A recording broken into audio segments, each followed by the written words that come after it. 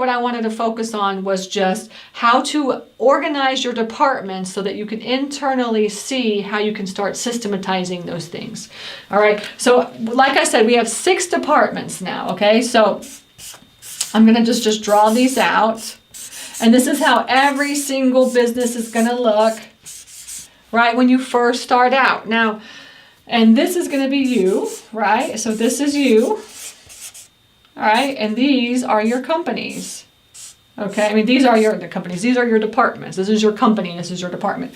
So the very first department that you're always gonna have in your business is your office, right? Your office, right? And this is your like admin, right? This is your phones.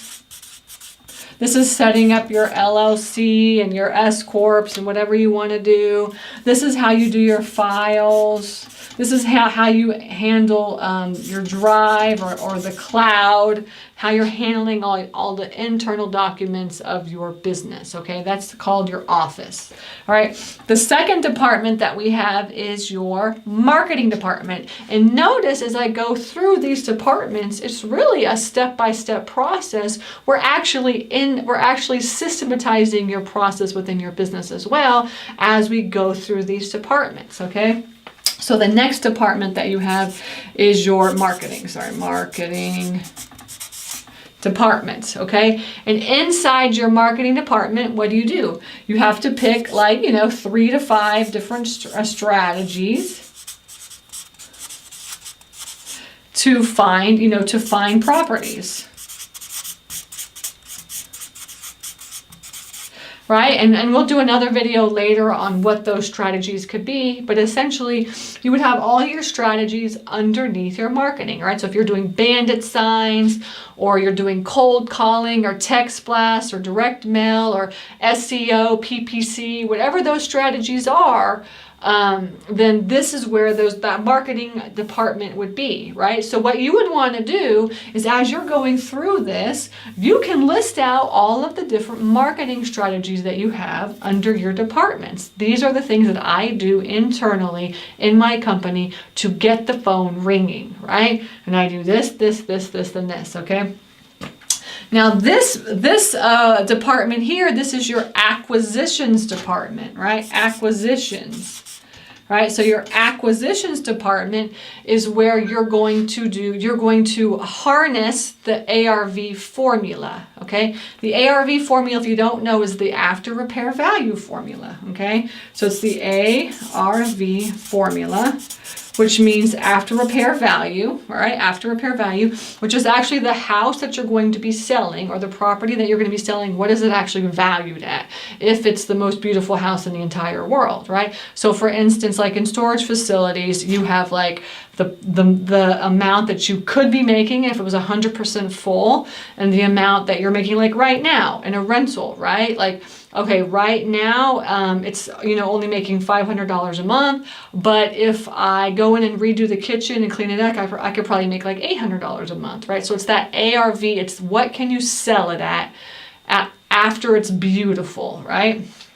So what that means is that you would want to, and the way that you get your ARV is in the acquisitions department, is you have to run comps, right? To get your ARV, you have to run comps, or you have to know what the comps are. And comp is just comparative, like a comparative market analysis, right? It's the amount that you're going to be selling the house for, or what it's going to be appraised for when it's at the best that it can possibly be, okay?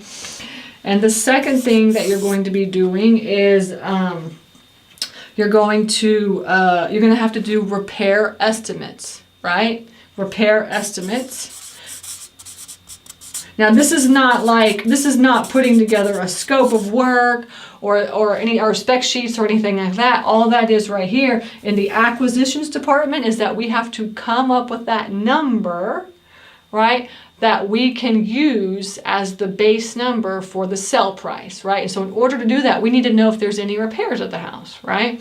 So we have to know what kind of repairs there are and how much it's going to be. So you've got comps, you've got the ARV, and that formula actually, so I can write it down, you can have that here too, is ARV minus repairs equals the Mayo.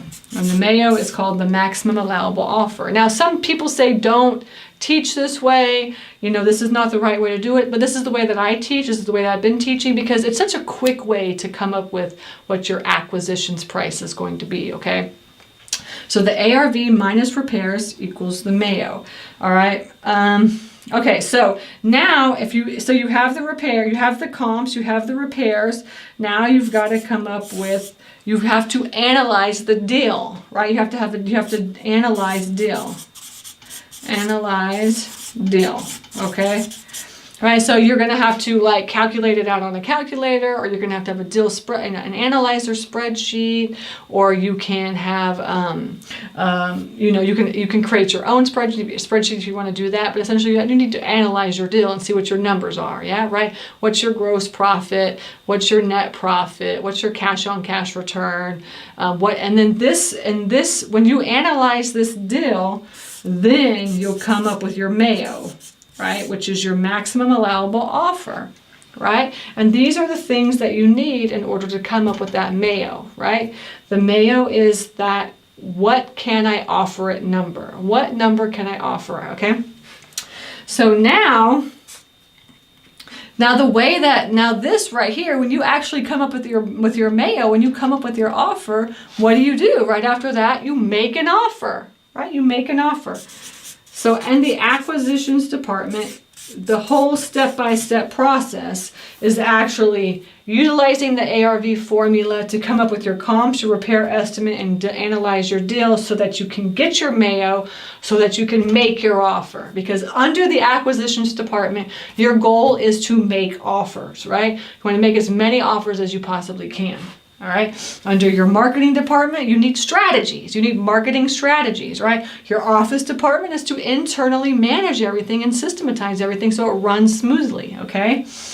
And then you have here on this department, so now that you have your offer, you've made an offer and they've said, yes, let's take this offer. Well, now what do? You need financing. You need money, right? So this is your finance department.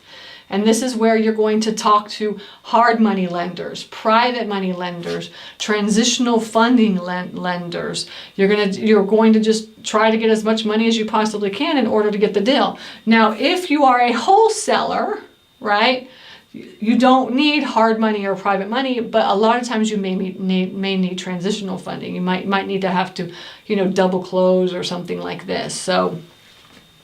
But this is your finance department, and this is where you manage all your finances. Under this department, you also add like your bookkeeper and your accountant as well too, as eventually as you grow your business, you're going to need a bookkeeper and an accountant, right? Because real estate is kind of complicated, right? Who wants to do that? We want to be finding houses and finding money, right? But you can stick the bookkeeper and the accountant into this department as well too. That's where they belong. Okay, and then finally, this department here is the construction department. Now, if you're a wholesaler, then you don't need to do any construction unless you're doing like a prehab to a wholesale deal, which some people do, right? And a prehab is basically just like, I'm going to go in and clean it up a little bit and then I'm going to wholesale it out, right? And so with that, you would have to know how much that costs, all right? But the construction department is where, you know, you're going to have you're hiring your contractors, you're getting your repair estimates, you're getting your scope of work and your spec sheet, you're managing everything that encompasses doing the rehab and doing the work on the property, whatever that is, okay? Now, if you are, for instance, a storage facility owner or a rental owner, and you're just buying a rental that is already like ready to go, right? So you don't have to do any work there. So you would have to eliminate this. Or what I do is I always sometimes I change this one to management, to the management. So for instance, like on the storage facilities that I buy, there's no construction work that's needed, right? So I just supplement that and I put the management, and then all of my systems for management go right under that box, okay, that department. So anyway, so it depends on what type of business you're doing. If you're wholesaling, you may not need this. If you're rehabbing, you definitely need construction. If you're doing new construction, you need new construction, obviously. If you're a storage facility owner like I am, you do not need construction, you need management. If you're a rental owner, you may need both. You may need to add like another department if you need to, right? You can add a management department, then you have 7 departments. And then finally, this last one here, this is called liquidations. I call it liquidations. Okay, liquidations. And liquidations is just like, how are you going to sell the property? That's it. How are you going to get rid of the property? Right? Are you going to hire a realtor? Are you doing for sale by owner? If you're a wholesaler, you would have a buyer's list, right? You would build your buyer's list up. And this is where you build your buyer's list up. So, buyer's list. So these are the 6 departments that you have in your real estate investing business that you probably don't really know about, right? So my advice to you is to sit down and write these departments down, right? These 6 departments down, and then take some time and just list all of the things that you're doing in each of those departments, right? And you look at them and you say, what am I doing over and over and over again? So let's take, for instance, the marketing department, okay? So you have 3 to 5 marketing strategies here, okay? So, what you would do is say like, okay, I do direct mail, I do bandit signs, and I do Craigslist. Okay, those are my 3 things that I do. Well, you could potentially actually automate all 3 of those, right? And just get those to where they're automated and you're hands off, right? So you could say like, okay, I'm going to send out 200 letters a week, and how can I automate that? For instance, I did when I first started. I was doing the letters myself. A couple of times I did it, and after a couple of times I was like, no way, Jose, I'm not doing this anymore. So I went out and just hired somebody to just mail 200 letters a week for me, right? And I literally would just like send all of the supplies to her. And she was a stay-at-home mom, and she would just sit there and do all of my letters for me every single week, and I would just get the phone calls in. That's it. And for me, that was like a small marketing budget, right? A small marketing budget, but it just took so much time off my hands, so much time that I didn't want to do, right? I didn't want to do that stuff. I wanted to look for houses and look for money. Those are the 2 things I wanted to focus on, right?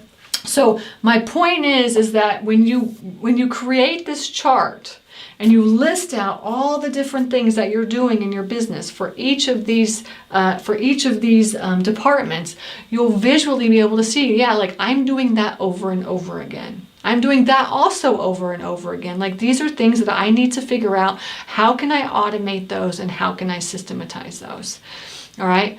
And I'm telling you, that's the first step. That's the easiest step into getting your company to be able to scale up, right? A lot of people ask me, how do I scale up? I'm going to tell you, this is the very first step. All right. In my coaching programs, this is literally the very first step that I do with all of my students. As I say, write down all the departments and list out every single thing that you're doing in these departments.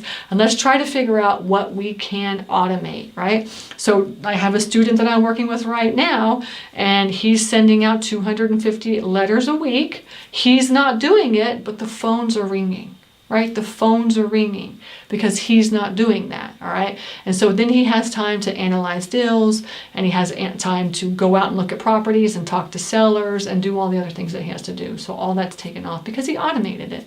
All right, so that is my tip for today, all right? And I would be very grateful if you actually subscribe to my page. I'm gonna be doing a lot of videos over the course of the next couple of months. I really wanna teach as many people as I can, impact as many people as I can out there. And then you're more than welcome to contact us if you wanna contact us. And you can put any comments on the YouTube page, and I will comment on those as well too. So. Again, thank you for your time, and I will see you in the next video.